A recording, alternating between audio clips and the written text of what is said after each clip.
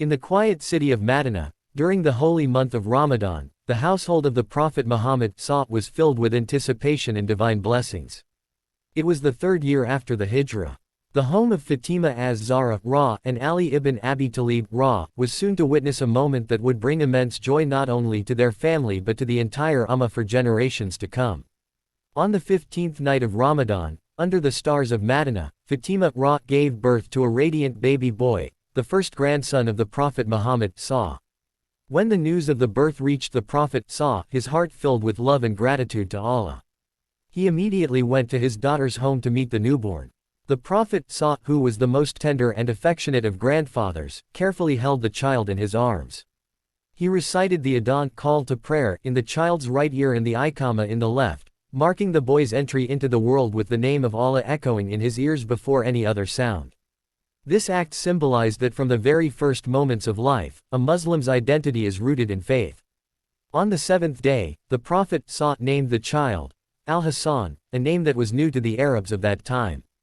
It was unique, filled with meaning, as Hassan comes from the root word Husn, meaning beauty, goodness, and excellence.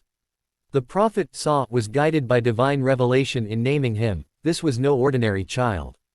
The Aqiqah was performed by sacrificing 2 sheep, his hair was shaved and the weight in silver was given to the poor, and he was adorned with fragrance and care. The Prophet applied kohl to his eyes and prayed for his long life, goodness, and protection. From that day forward, Imam Hassan became the joy of the Prophet's heart. He would carry him on his shoulders, kiss him on the forehead, and say in public, "O Allah, I love him, so love him and love those who love him." Whenever the Prophet would go to the mosque, young Hassan would climb onto his back while he was in sujud, and the Prophet would lovingly prolong the prostration just to not disturb him. He would often say, "Hassan is from me, and I am from Hassan." Sunan ibn Majah. As the first grandchild of the Prophet Imam Hassan held a very special place in the hearts of the companions. He was a direct link to the blessed bloodline of the Prophet and a shining light of the Ahlul Bayt. His birth marked the continuation of the Prophet's legacy.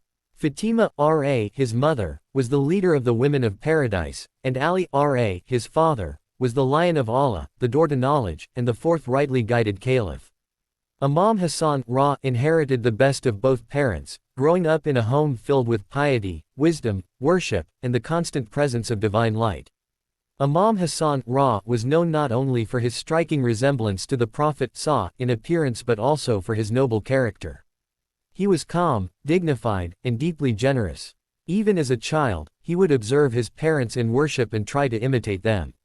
By the time he was a young man, he had memorized the Quran, learned deep knowledge from his father, and absorbed the love of Allah from his mother. He was raised not by the world, but by the prophetic household, where every word and every action was rooted in the light of revelation. Later in life, the Prophet would often take Hassan and his younger brother Hussein with him in public gatherings, and would say, "These two are my sons, and they are the leaders of the youth of paradise." Tirmidhi. On the day of Mubahala, when Allah commanded the Prophet to bring his closest family, it was Fatima, Ali, Hassan, and Hussein who were chosen to stand beside him, elevating the status of the Ahlul Bayt before all of humanity. Imam Hassan's birth was not only a moment of happiness for the family of the Prophet but a divine sign for the future of Islam. He would go on to become a beacon of wisdom and peace.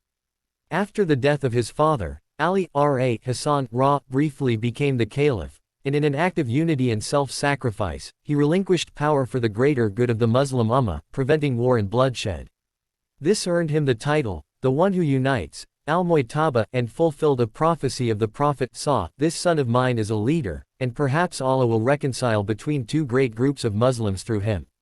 Bukhari. The legacy of Imam Hassan began with his blessed birth in Ramadan and continues to shine to this day.